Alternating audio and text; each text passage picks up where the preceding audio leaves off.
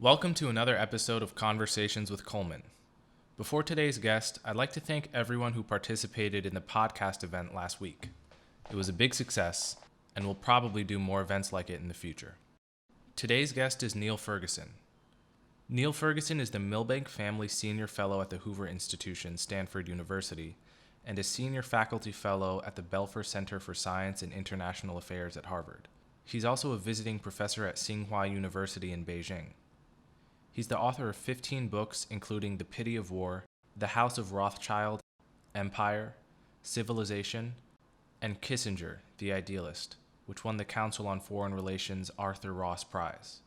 He's an award-winning filmmaker as well, having won an International Emmy for his PBS series The Ascent of Money.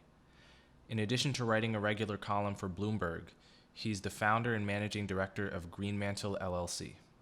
Niall and I talk about the concept of counterfactual history. We talk about Trump's response to COVID-19, how our political culture might look different if Hillary were elected, and we talk about the deteriorating relationship between the US and China and the prospect of a second Cold War. This conversation happened way back on September 1st, so if you're wondering why we don't talk about the first debate or Trump having COVID, that's why. And also, just a warning, this episode ends very abruptly because Niall had difficulty with his Wi-Fi towards the end, and there was nothing we could do about that. So without further ado, Niall Ferguson.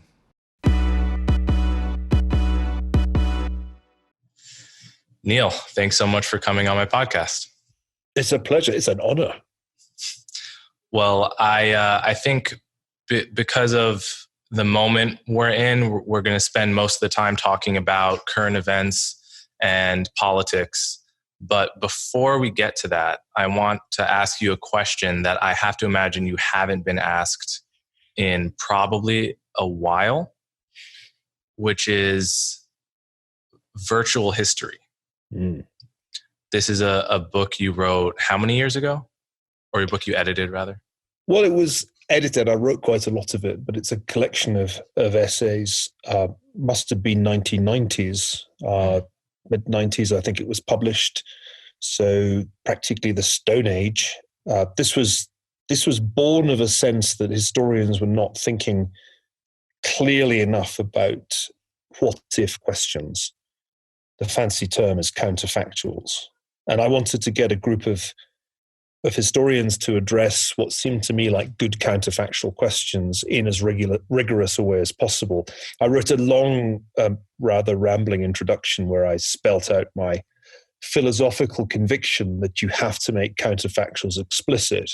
They're implicit in a lot of causal statements about the past, but you kind of need to make them explicit to do your job thoroughly. This is not at all a consensus position amongst professional historians. In fact, it's regarded by most professional historians as a sort of frivolity or at least an illegitimate activity. But I actually think that's wrong, and that the only way you can make coherent arguments about history is to make your counterfactuals explicit, and that's what the book attempted to do. Yeah, so we're thinking here of examples like what would have happened if John Wilkes Booth had missed Lincoln, right? Right, although that's not one of the ones in the book. The book has a couple of American chapters, a brilliant one by Jonathan Clark on the American Revolution. And I wrote a What If Britain Stayed Out of 1914, Stayed Out of World War I essay. There's a kind of challenge when you're doing counterfactual history, and that is to pick the plausible counterfactual, and that means that you can't, or at least it's not worth, in my view, asking counterfactual questions that have no real plausibility or had no plausibility to contemporaries. So we did one assassination counterfactual in the book, and that was Kennedy. And Dan Koons wrote a What If Kennedy Had Not Been Assassinated chapter. And that's a legitimate counterfactual, as is the Lincoln one, because, of course, it was a surprise to people when he was assassinated. And most people were assuming that he was going to live and indeed run for re-election. I make it clear and explicit rule in the introduction that you can only, as an historian, consider counterfactuals that contemporaries themselves considered.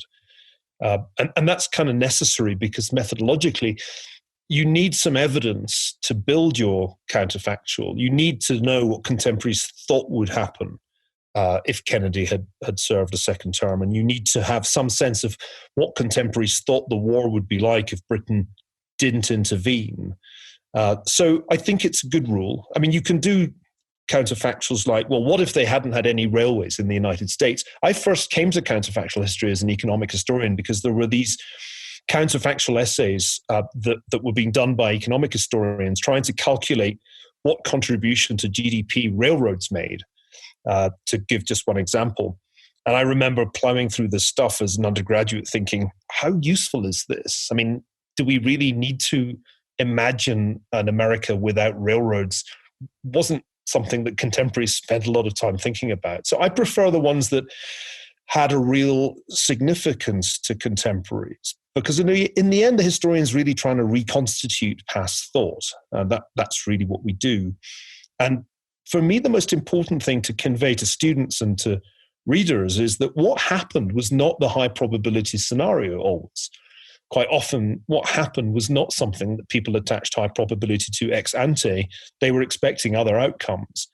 But because we know what happened, we have a tendency to dismiss those other scenarios that were very alive to contemporaries. I mean, contemporaries did not know in July of 1914 that Britain was going to enter a continental war and turn it into a world war. And they didn't know, to take another example, in 1941, that the Axis powers would lose World War II. It's that uncertainty about the future that often gets lost in mediocre historical writing.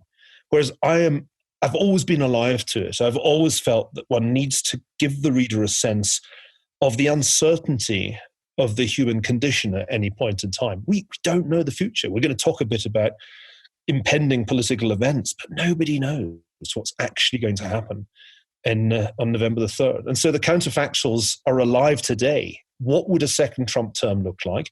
What does a Biden presidency look like? These are scenarios we have to attach relatively high probabilities to. And then there are these other scenarios. What if the whole thing goes completely to hell because there's no clear result and the whole country descends into some kind of chaos? That too is a non-zero probability, though I think it's still quite low. But in future, we'll know what happened. And then people will write history. They'll be strongly inclined to write it as if that outcome was the likely one. But often it isn't. I think I discovered your virtual history collection a few years ago when I was a philosophy undergrad at Columbia. And I thought approaching it from the standpoint of moral philosophy and how we judge events as, net good or net harm, I think there's a rich point of contact between that and the idea of counterfactual histories, because whenever we say some event was bad, presumably we're comparing it to a counterfactual where some moral actor acted differently, but in a plausible way. Yet we're never tempted to actually flesh out in detail what would have happened in the medium or long run had that implied alternate timeline sort of happened. So we're always relying on the ability to think counterfactually without actually fleshing it out. And I think I think for that reason alone, it's really useful to think about counterfactual histories. For instance, to think if you are deciding between Biden and Trump now, not just to predict what the two alternate timelines from the coming 4 years would be, but to actually think in detail about what the past 4 years would have looked like with Hillary. And that's something that people aren't in the habit of doing, right? If Trump does something bad, we aren't in the habit of thinking, what would Hillary have said in that exact moment and what would the consequences have been? Even if it wouldn't change your judgment, I think it's a useful exercise in rather than, to always make sure that you're not comparing reality to an imagined utopia and finding reality to be wanting, but comparing, this timeline to a plausible different timeline. I think it's more than just useful. Actually, it's the only intellectually rigorous way to proceed. I, for example, wrote a history of the British Empire back in around 2002-3. And one of the arguments I made in that book was that the empire, that particular empire, had many faults, and the book details some of its more egregious sins of omission and commission. But in order to make a judgment about whether an historical phenomenon like an empire is a net good or net bad thing, you do need to ask what the alternatives were. And those people who delight in striking poses of moral indignation about imperialism, and there are many these days, often omit to ask what the alternatives were. What was the alternative form of government that India would have had in the 19th century, for example? What would have happened if another European empire, not the British Empire, had been dominant in the 19th century? The British Empire had, of course, been a major proponent of and exponent of slavery in the 18th century. But in the 19th century, there was an enormous moral revulsion against slavery, and the Royal Navy was used to essentially stamp out the slave trade. That almost certainly wouldn't have happened if, let us say, the Spanish and Portuguese empires had remained dominant in the Atlantic region. So I think that illustrates the point. If you're going to condemn something, if you want to make moral judgments about the past, then it's not good enough to say implicitly everything would have been milk and honey if only those horrible Brits had stayed at home. That's actually not plausible. India would not have been India today, wouldn't have been united had it not been for British rule. It wouldn't have had the infrastructure that was built. We can see that by looking at other comparable economies that weren't run out of London. The other way I've come across this in more recent times is writing about the life of Henry Kissinger. Enormous numbers of books have been written condemning this or that aspect of US foreign policy in the 1970s. But I'm very struck by how seldom the authors have explicitly asked what would have happened had things been done differently.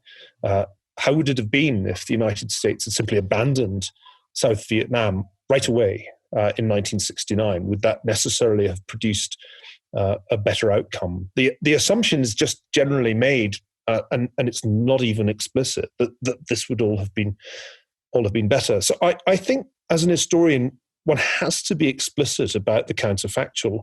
Otherwise, the value judgment is a kind of hollow one. It's based on, as you said, some kind of imaginary utopia, which there's very little reason to believe would have come into being had things gone differently.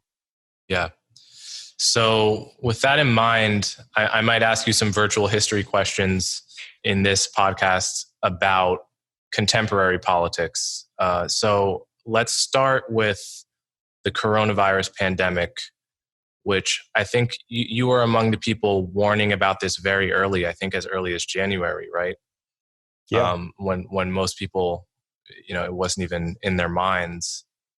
I'm very curious to know how you think the United States would have weathered this pandemic differently if we had a different president, if we had, either a Hillary Clinton or some other sort of more normal, for lack of a better word, Republican like Mitt Romney. Like how different do you think the death count would be? Because I think there are a range of opinions on this. Some people seem to think that but for Trump, we would be doing, as good as South Korea and Singapore. And other people seem to think, Trump is the only reason we're doing as as okay as we are. So where do you stand on that? Well, I've read numerous articles implying or stating explicitly that if only Trump hadn't been president, things would have been much, much better. And I think this is a mistake. James Fallows made this argument in The Atlantic, for example, recently. And James Fallows is a very distinguished journalist. But he seemed to me to take it entirely on trust from his sources in CDC or Centers for Disease Control or the Department of Health and Human Services that it was all Trump's fault that things went badly. And he seemed to take it on trust from the Obama people he spoke to, that of course they would have handled it much better if it had happened to them. There's actually very little evidence to support those claims. Firstly, it's very clear that the failure that produced bad outcomes in terms of excess mortality in a number of countries, including the United States, the UK as well, Spain, Italy, Belgium, those countries actually had higher excess mortality than the US. They did even worse. But those failures were not really and can't really be attributed to the men or women at the top. They were failures of the public health bureaucracy. And if one actually bothers to do some serious research, rather than just talking to self-interested people who have every reason to lay the blame on Trump, what becomes clear is that there was a terrific failure at CDC, particularly with respect to testing. Can't really see how that was Trump's fault. The intelligence people seem to have done as good a job as they might have of saying there's a problem in Wuhan, we should be worried about this. But the people whose job it was, like the Assistant Secretary for Pandemic Preparedness, were completely missing in action. And I think that the real history, when it comes to be written, will show a tremendous failure of the administrative state, which Trump did nothing to prevent. Perhaps at the margin, he made things even worse with some of his interventions. But it can't really be claimed that it was all down to him. Actually, in January, Trump had a reasonably good impulse, which was to try to stop passengers from China coming to the United States. He was widely criticized in the liberal media for the travel ban. But actually, the only thing wrong with that move was it was too late. It was about 2, maybe 3 weeks too late to really be effective. And it wasn't comprehensive enough because people with green cards and US passports were exempted. But his instincts were not that bad. Whereas actually, the people whose job it was to be ready for a pandemic completely failed. And actually, CDC made matters worse by limiting the number of tests that could be done rather than ramping it up. Now, we know what you should have done because countries did it. South Korea did it, Taiwan did it, a bunch of European countries did reasonably well too. You had to very quickly, even before the Chinese confirmed that there was serious human-to-human spread, start testing people, and then you had to do contact tracing once you found people who were infected. And those things were done successfully in some countries, but they were not done successfully in the US or the UK or in Italy. And indeed, a lot of things were done very wrong. One reason that there was very high excess mortality in the state where you live, New York, as in the UK, as in multiple European countries, was that no effort was made to prevent the virus from getting into elderly care homes. And that explains between a third and a half of the excess mortality. Is it the president's job to make sure that people in elderly care homes in New York State are not vulnerable to a new coronavirus? No, that's not the president's job. So that's the first reason that I'm skeptical. A lot of the people briefing journalists like Fallows are actually from inside DHHS and from CDC. Yeah, they really would love Trump to carry the can for this. But the reality is, this was a failure of the public health bureaucracy. As for the Obama administration, it didn't exactly stop swine flu from spreading throughout the country. And as for its success in dealing with another epidemic, the opioid epidemic, it was a complete failure. Actually, more people died of opioid overdoses in the Obama presidency than have died from COVID-19. And it happened every year throughout his presidency, and each year more people died. So I'm very skeptical about the claim that if COVID-19 had come along, the Obama presidency would have dealt with it brilliantly.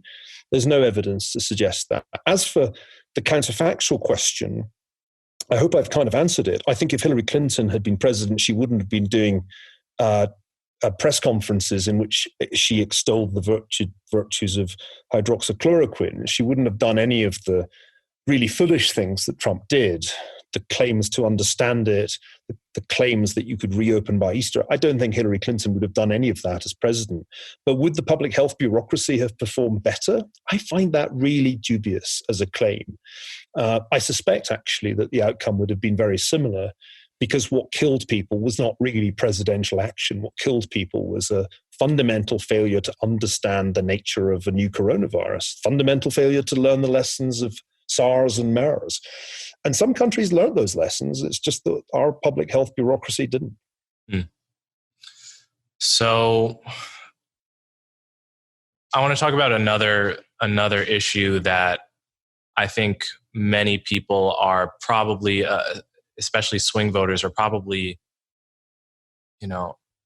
what I mean to say is there's probably a lot of single issue voters right now, and the single issue they care about is, violence, the response to rioting, Black Lives Matter, the wider, phenomenon of woke anti-racism and intersectionality, this ideology that seems to be spreading like wildfire and appears to people to be the only ethical response to seeing a Black person get killed by a cop. And this has been the big story of the summer.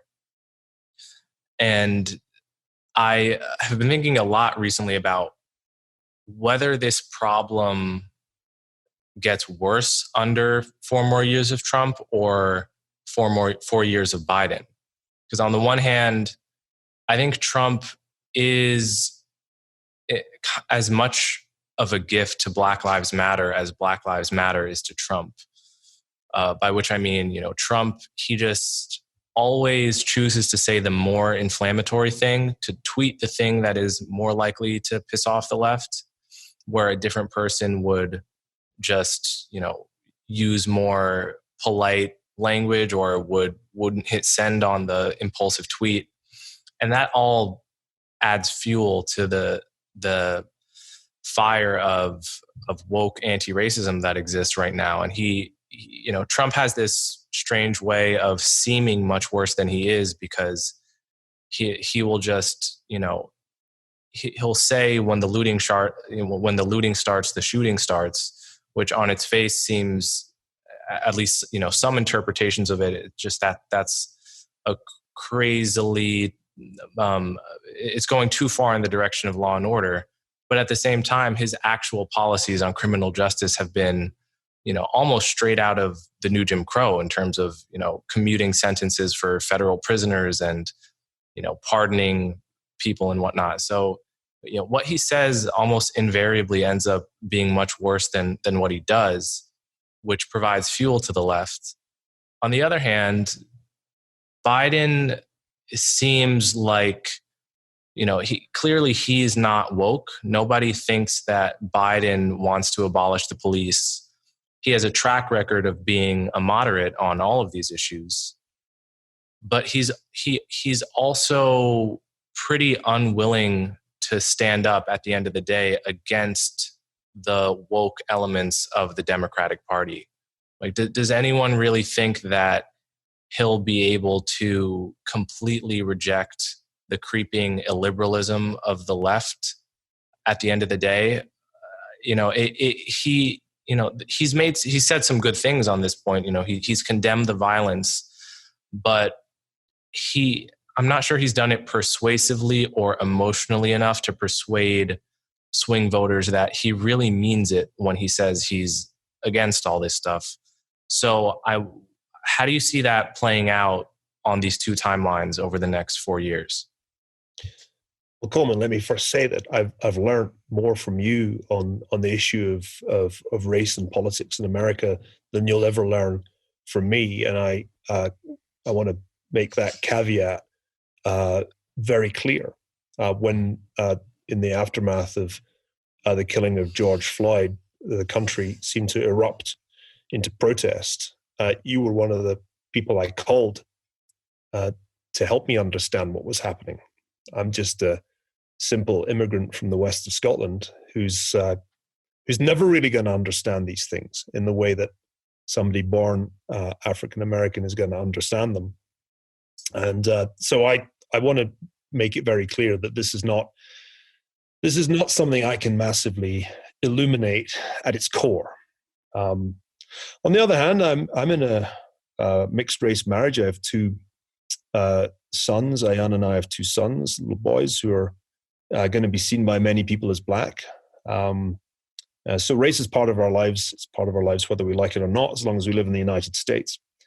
So I have to think about these things and I have to understand them. First of all, I think there are not many single-issue voters in America today. I think what is going on right now is that three issues are competing for the voters' attention. The first is obviously the pandemic. The second is the economy. And the third is this issue of law and order and the broader question of woke ideology, if you care to use that term. And I think ultimately Trump's fate depends on being able to make that third issue the most important issue. But he's not there yet. And at this point, I think the sheer mess that the pandemic has made, the difficulty of getting a really sustained recovery under the circumstances of the last few months when we've had second waves in multiple states, all of these things make it very difficult for Trump to get reelected. And his position relative to Joe Biden looks significantly worse than his position this time 4 years ago relative to Hillary Clinton, especially in some key states, like Florida, for example. So from my vantage point, he needs the left to keep rioting. And he needs the left to keep making unreasonable public statements. He needs material to go not only to Fox News, but also to Facebook conservative groups to give enough impetus to his campaign to bring particularly elderly voters back to his side. Because the biggest problem he faces at the moment, as far as I can see from the polling, is that because COVID-19 disproportionately kills elderly people are very unhappy about the way it's been handled. They are conservative ideologically, and yet on the issue of pandemic response, they've ended up actually lining up with younger Americans. The people who are kind of open the economy enough for the pandemic are the middle-aged Americans. It's very hard for me to see that Trump can make it if the elderly stay where they are. So the culture war, to use another shorthand, is really key for him. And that's why I think you're right when you say that he goes out of his way to fan the flames. And he's been doing this throughout his political career. Think of the fanning of the flames that went on in 2017 after the events in Charlottesville.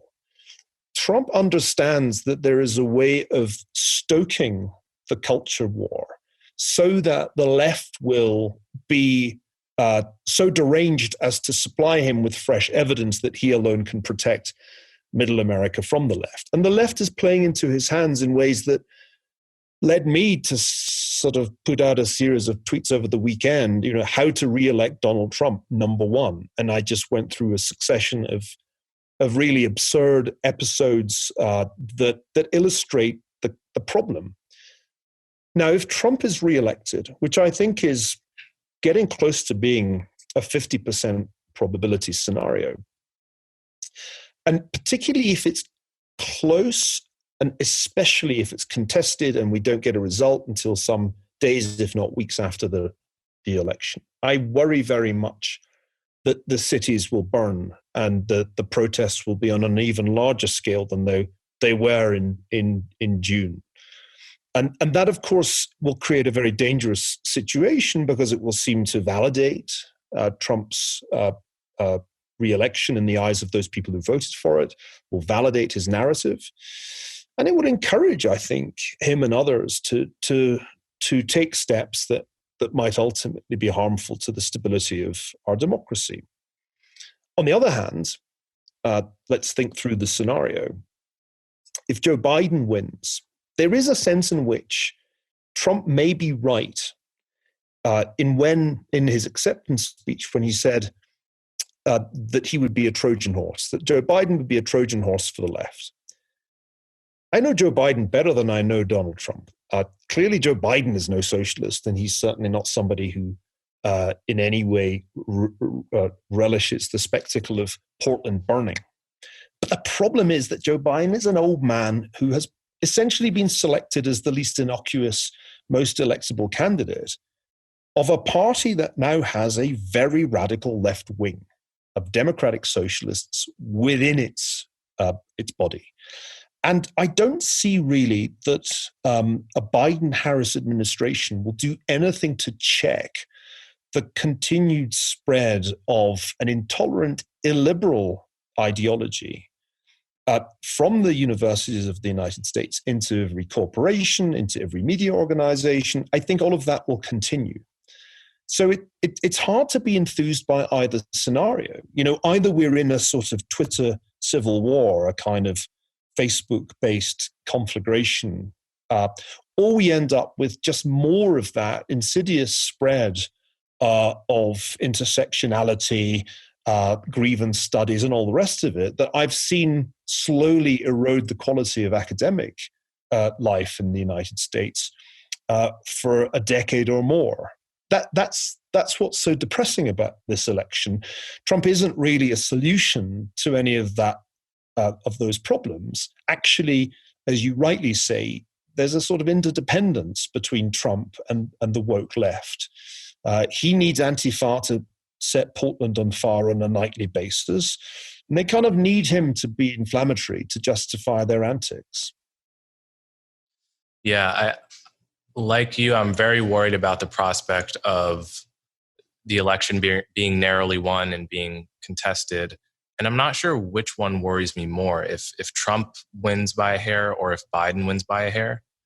I know that if Trump wins by a hair, predictably, I'm going to see 1,001 op-eds in the New York Times about how the suppression of the black vote was the reason that Trump stole the election. And I can also guarantee that the claims are going to be totally untethered from reality and fact checking, because that's, I think just in these institutions, no one wants to be the person that fact checks the claim that these, black voters couldn't vote because there was an ID requirement. No one wants to be that guy at the New York Times. And that's what happened when Brian Kemp beat Stacey Abrams for the governor's seat in Georgia. I think it's true to say that she still hasn't really conceded that she lost fair and square. But she lost by, I think, over 50,000 votes. And one of the big charges cited as evidence that it wasn't fair was that voters were purged from the voter rolls. But the law that required that was created by a Democratic legislature under a Democratic governor. So it was like these basic,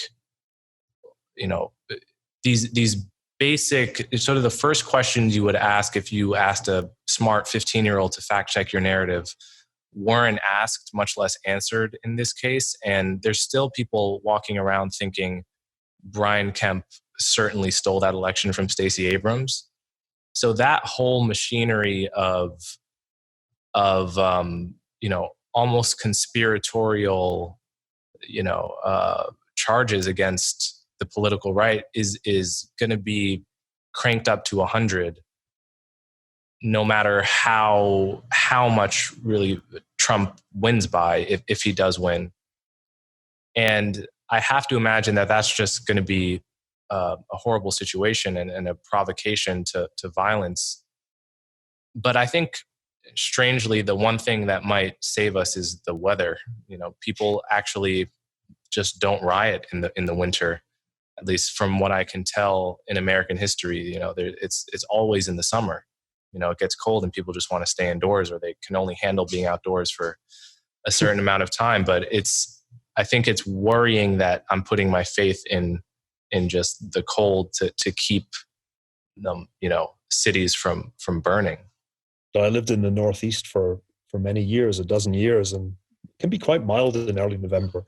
It doesn't really get properly cold by Scottish standards till January. I think you're right that both sides will claim that they were robbed and that the outcome was rigged.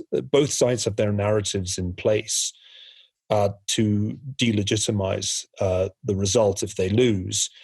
On the Republican side, it's going to be that postal voting was somehow crooked, and you've already sketched the kind of narrative that there will be if Trump wins or is declared the winner by the Supreme Court. I do think that scenario in which we have a version of 2000 and the Supreme Court essentially stops recounts in one or more states would be calculated to produce a great eruption, even if it's a bit chillier than it was in July.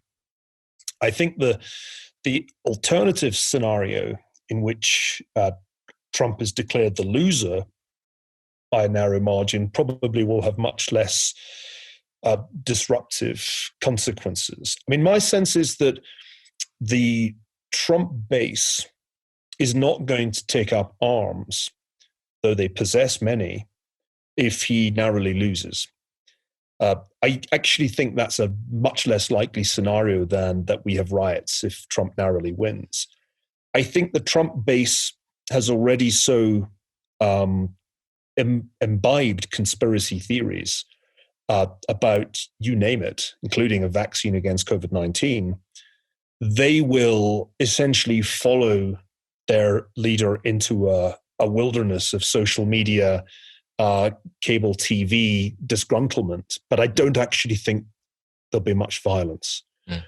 So I do suspect that the problem in this scenario of the narrow Biden win is that the right just goes off to QAnon and Facebook groups, vacates the scene. And at that point, there's really nothing to stop the continued encroachment of the so-called progressive left on every institution that's up for grabs.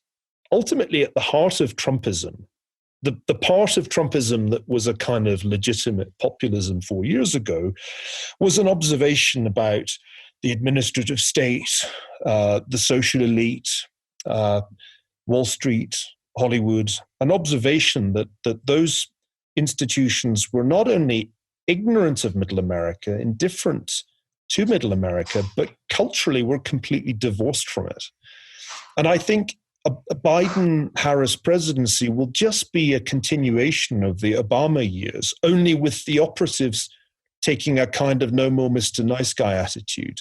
That's to say, they'll get rid of the filibuster if they possibly can, and they will embark on the most ambitious program of public spending, perhaps in all of American history. It'll be bigger than the New Deal and bigger than the Great Society. And they'll do all this with the sense that there's nothing to stop them now. And in a way, they'll be right, because the Trumpists will have gone off to conspiracy land, and the remnants of the Republican Party will have very little credibility when they make fiscally orthodox arguments. And the whole thing seems to me to be a great economic train crash waiting to happen. I mean, the fiscal situation's already completely out of control. The Fed has just essentially said, inflation target, we'll relax that. And I feel as if the whole stage is set to reenact some version of the 1970s. And it'll all turn out to be the Carter presidency. And all the kind of ambitions that currently, I think, are harbored by the people who expect to be in government if Biden wins will kind of founder on the sheer economic impossibility of what they're trying to do. To say nothing of the foreign policy crisis that will blow up very quickly between the US and China after this election, whoever is president. And all of this is going to kind of derail derail the Biden-Harris presidency economically and geopolitically in ways that will come to dominate, I suspect, news coverage. Even in that scenario, though, I think the problem that you alluded to earlier, whereby a fundamentally illiberal ideology that wants to restructure institutions on the basis of a kind of hierarchy of historical grievance, that process will continue. Nothing will be able to stop it. And it's already so far advanced in universities that nothing could possibly reverse it. But I think what will happen is that it will carry on so that media organizations and corporations behave in ever more craven ways under the pressure of a radicalized, revolutionary group of people whose goal would appear to be fundamentally at odds with the first principles of a free society, namely free thought and free speech.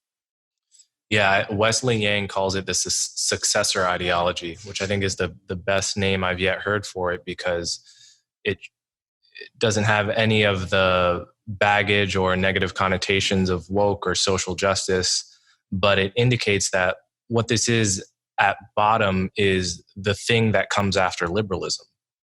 And but I want to, you mentioned foreign policy in China. I want to get to that in a moment, but back to what you said about what's likely to happen if Trump gets defeated. It occurs to me that I think you're right, because, you know, I think what I was worried about when I voted against Trump in 2016, and I think what a lot of people were worried about, was that Trump was going to be a wannabe fascist president. You know, I heard the things he was saying about the border and, you know, potential Muslim registries and so on and so forth. And there, you know, what I heard was someone who just wanted to be, you know, 2016's version of Hitler. And I think what I was wrong about was that Trump is not an ideologue in any sense. He's not I think what Kevin Williamson said about him, not really a defense, but the thing that separates Trump from an actual racist is that a racist has a kind of irrational loyalty to a particular subset of mankind. But Trump is actually incapable of that kind of loyalty. He's so self-concerned and narcissistic and opportunistic that he'll just as easily call Pat Buchanan an anti-Semite as he will, you know, wink to anti-Semites, you know, if it serves him. So there's no ideological fascist or racist core to him. He's just so what that makes me think is that if he loses, he's not going to lead some, you know, crusade to or some, you know, some kind of, he's not going to tell his followers to storm Washington and, you know, perpetrate a coup. He's going to move on to the next opportunity for aggrandizing himself with wealth and attention. And that will probably take a nonviolent form, because he doesn't actually want to get caught up in anything, right? He just wants, you know, whatever the next thing, whatever his next conquest is that makes him the center of attention. Yeah, I was very skeptical of the argument in 2015-16 that Trump was plotting American tyranny and that he was a Hitler or Mussolini-like figure. My old friend Andrew Sullivan made that argument. I think it's wrong. I think it's based on a category error. It's based on a kind of slightly slapdash analogy with the Weimar Republic, which doesn't work at all. I mean, I studied the Weimar Republic for my PhD. This is not the Weimar Republic. Apart from anything else, the two parties are still intact. It's not as if the military would side with Trump if he wanted to overthrow the Constitution. I think that can be completely ruled out. In the Weimar Republic, the universities were full of proto-Nazis. The universities today are entirely on the left. In fact, it's hard to think of any established institution that would in fact side with Trump. if there were to be some kind of assault on the Constitution. In any case, Trump never was interested in that. As I tried to argue in 2016, he's a classic populist from the late 19th century who wants tariffs, and he wants to whip up nativist sentiment against illegal immigrants, restrict immigration of all kinds, have a go at the cultural and financial elite.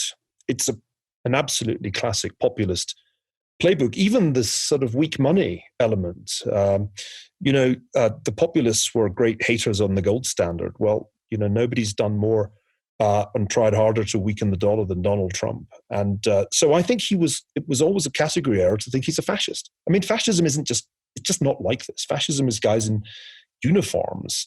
The right today doesn't even do organized violence that well.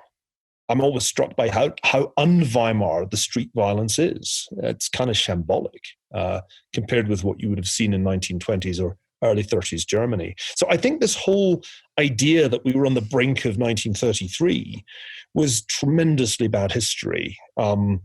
My friend at Yale, Tim Snyder, wrote books to this effect. Well, if you know a lot about interwar Europe, after a while, everything starts to look like interwar Europe. The truth is that Trump is just straight out of the 19th century populist playbook. He's a very American figure. He's a snake oil salesman. And there always is more snake oil to be sold. And in many ways, that is a more attractive activity to him than the violence. He's not been a violent president. He's avoided war. He doesn't really like the idea of anything more than a trade war. So I find these scenarios today, as I found them 4 years ago, implausible. I also sense that his supporters, when you come down to it, are not really about to march on Rome or on Washington, for that matter. They will, in fact, I suspect, say to themselves, "Well, we had a go. We tried. We had our shot. We had our 4 years, and it didn't kind of work out. Didn't work out." And off they'll go, as I said, to their Facebook groups, and there'll be a wonderful conspiracy theory about the election to console them. But I just don't see. I've never seen this as a threat to the Constitution. Apart from anything else, Coleman, the Constitution was designed for precisely the eventuality that a charlatan would become president. I mean, people like Hamilton thought about this because they'd studied a lot of history, and they knew the biggest threat to a republic is always the tyrant who has the mob on his side. So they designed the Constitution so that it'd be really difficult to subvert. And Trump has sort of got the impulse to subvert the rule of law. That's obvious from the Mueller report. But his people, they didn't really let him do it. In fact, to me, the striking feature, this is a Jack Goldsmith point, is the weakness of the Trump presidency. That will be the verdict of history. How little he was able to achieve, how often the courts struck down what he wanted to do, how easily he was contained by the separation of powers. I mean, the midterms went against him. I just ask the people like Andrew and others who've made this argument to give me one example of a successful subversion of the Constitution that has happened in the last 4 years. And they can't, because it just isn't really what this is about. I think there's been a great catharsis for Middle America. I said this when Sam Harris and I talked earlier this year, and here's another counterfactual. I said the problem here that nobody wants to quite accept is how important this catharsis was for Middle America. And if they hadn't had it, if Hillary Clinton had won 4 years ago, then I think the mood would have been a good deal uglier. But if they've had 4 years and it's ended in, let's face it, the shit show of COVID-19 and the economy in a hole, I think the people who voted for Trump and who will vote for him again, because the base is extremely loyal, will shrug their shoulders and say this just proves how good the conspiracy against us is. And they'll be in small town America watching Tucker Carlson, feeling pissed, but they're not going to march on Washington. And nor is Trump going to kind of barricade himself inside the White House like, the final scenes of Scarface. This is all part of the sort of Rachel Maddow fantasy world. So let's talk about foreign policy in China. You have argued that we are in the midst of the second Cold War, whether or not we know it. Can you make the case for that to a skeptic?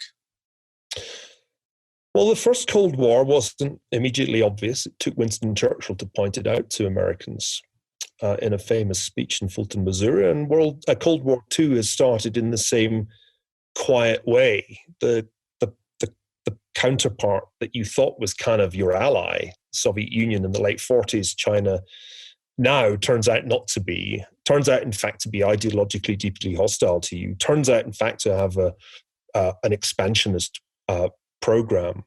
And it takes a while to recognize that. Back in 2007, I wrote a piece with Moritz Schullerich about Chimerica. We argued that the US and China had become economically almost interdependent, and this symbiotic relationship was fundamentally unstable. And I think we were right about that.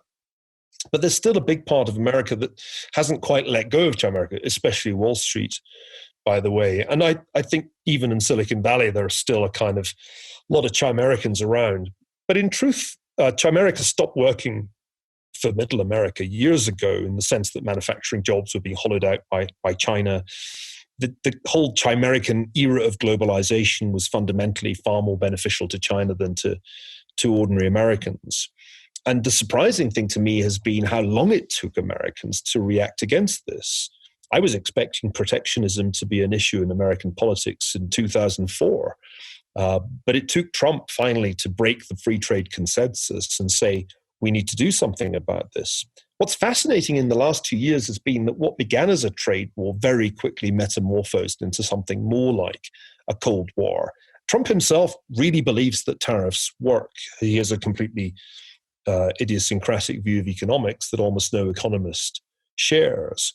But the trade war has become a side issue now. The tech war is far more important. And I think if you look back on Cold War I and ask, what was it in essence? It was partly a technological war. It was the fact that the United States had the atomic bomb at the outset, and the Soviets had to steal the technology to replicate it. And they then engaged in a technological race that ran right through to the 70s, at which point the Soviets really began to fall behind. Ultimately, they couldn't do computers, and that was that. Now, that tech war dimension is fully and clearly in place today. The US and China are in a tech war over semiconductors. They're in a tech war over 5G. They're in a tech war over AI. They're in a tech war over quantum computers, you name it. So that's clear enough. Cold War I was also ideological. And it's gradually sinking in, it's gradually dawning on Americans that actually Xi Jinping is not only president of China, but he is actually leader of the Chinese Communist Party. And he does, in fact, subscribe to a version of Marxism, Leninism. And that means that there is an ideological contest here. It was not the Americans who declared this. It was Xi when he said that Western ideas of the rule of law should be essentially prohibited in Chinese universities. It's China that's launched the ideological part of this Cold War.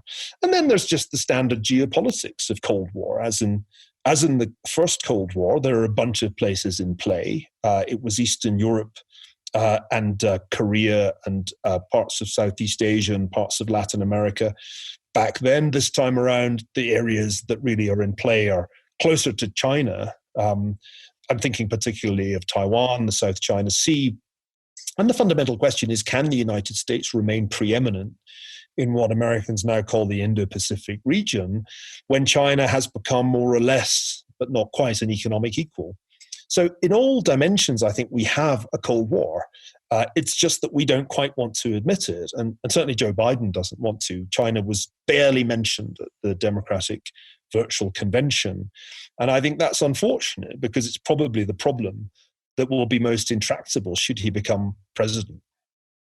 So how would you rate Trump's performance on the China issue in the last 4 years? I think he has one and only one claim to a place in the history books. And that is that he changed the direction of American strategy and American thinking on this issue. When Trump first said that he was going to put tariffs on Chinese goods at the beginning of his campaign in 2015, he was kind of treated as a maverick. Arianna Huffington said she would cover the campaign in the entertainment section of the Huffington Post. By 2018, Trump essentially had shifted attitudes on this issue so much that a bipartisan consensus had emerged that there was a problem called China that the United States had to deal with. And even if you didn't quite like the way he was going about it, you didn't really argue seriously that we could carry on with the strategy that previously had been adopted of strategic patience, i.e. letting China gradually take over and overtake the United States. So I think what Trump did was rather remarkable in that he fundamentally altered strategy in a way that was at odds with consensus in almost every way, and then led not only the public, but the elites in the same direction, to the point that anti-China is about the only bipartisan issue in the United States today. The recent Pew polling shows there's been a massive move in the direction of an unfavorable view of China amongst both Democrats and Republicans. And this, I think, is Trump's significance historically, because if that hadn't happened, then I think China's rise to dominance was essentially an unstoppable force. And I think the Obama administration in its second term had essentially resigned itself to that. It wasn't just that Obama jettisoned American exceptionalism. He and Susan Rice basically jettisoned the idea of American primacy. Hence, we're not the global policeman. And hence, an essential admission that the pivot to Asia couldn't work and China couldn't really be contained. So Trump has, I think, made this important contribution that he changed not only the strategy, but the view. And I think that was necessary, because I actually think, as far as those of us who care about individual freedoms are concerned, the biggest threat to individual freedom in the world today is not a bunch of woke poseurs in the United States. It's the Communist Party of China. Because they have the resources and the vision to create a surveillance state far more comprehensive than anything George Orwell imagined in 1984, and export it to all kinds of other countries in their so-called Belt and Road Initiative. So I think this is a huge issue. I think it's still underestimated, even by people whose minds have been changed by Trump, that is his historical significance, because people tend to focus on epiphenomena rather than on the thing that really matters. And the thing that really matters is that we don't want a world to be dominated by the Chinese Communist Party. I think that would be a very disagreeable world to inhabit. Yeah, you had one line in one of your recent columns that was something like 1/5 of the world lives in a condition of just hostility to liberal principles and democracy. And just framing it as 1/5 of the world rather than China was jarring to me. And I think it's kind of a useful way to think about it. Like this is a huge chunk of the globe, and we could just sleepwalk into a scenario where, China is the next global empire. That is a scenario that Chinese intellectuals discuss with increasing openness.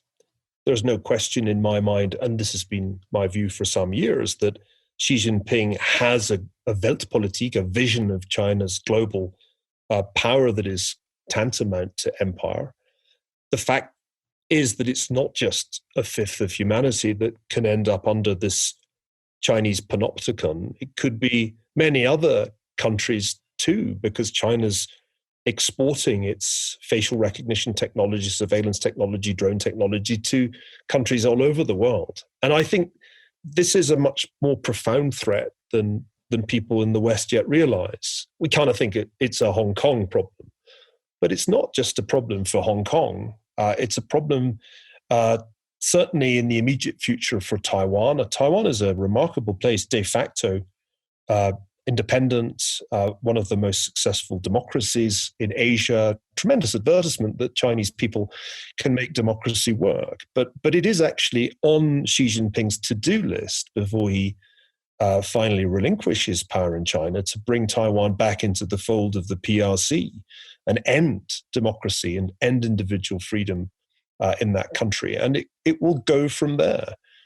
I say this as somebody who spent many years working in China as a visiting professor at Tsinghua. It has pained me to watch the possibilities of liberalism be snuffed out as they have been in recent years. But ultimately, you can only draw one conclusion from the direction that China's leadership is going in, and that is that we are in in Cold War II, whether we like it or not. China started it. And like the original Cold War, it is a fundamental threat to individual liberty, and not just in China.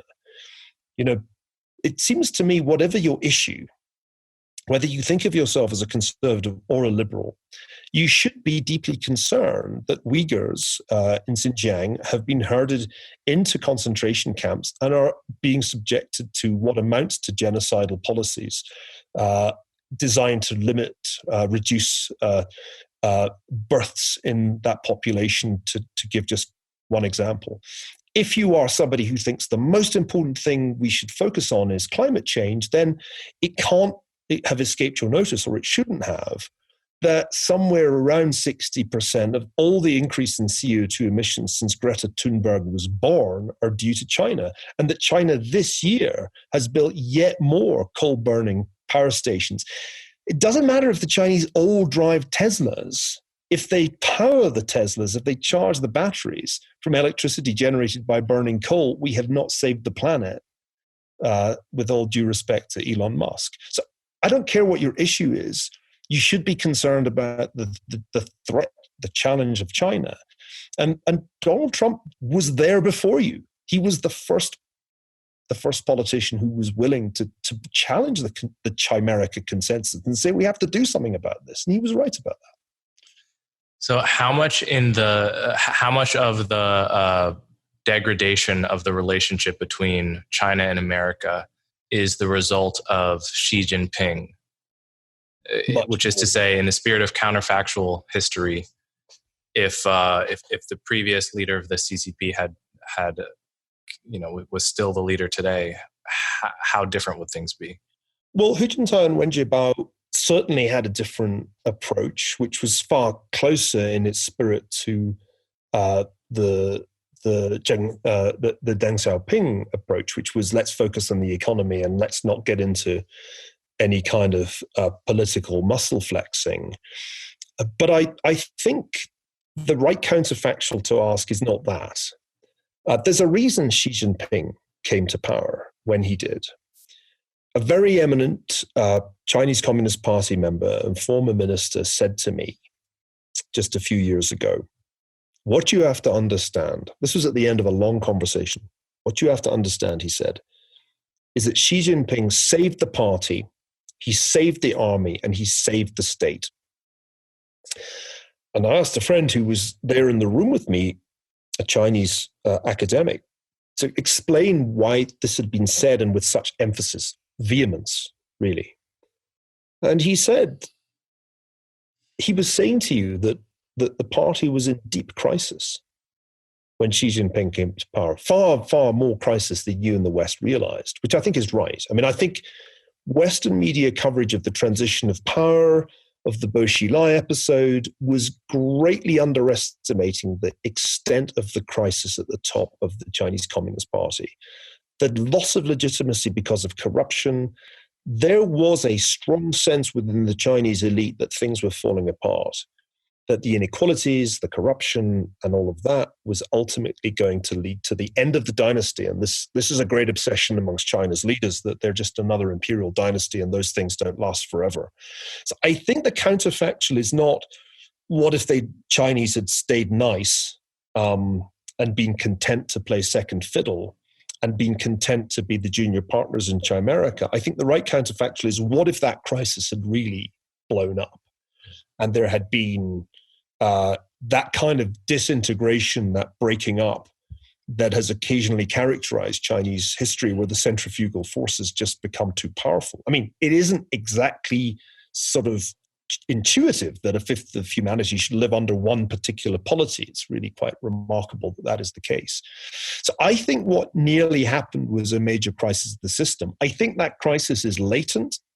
I think COVID-19 could have been a Chernobyl moment, which could have further undermined the legitimacy of the party, though it hasn't, as far as we can see, happened because they were able to get it under control. But I think it's a far more fragile edifice. And here's the point. It's precisely that fragility, that internal fragility, that explains the increasingly aggressive foreign policy, the increasingly shrill tone. When I come to write about this, I want to make it very clear.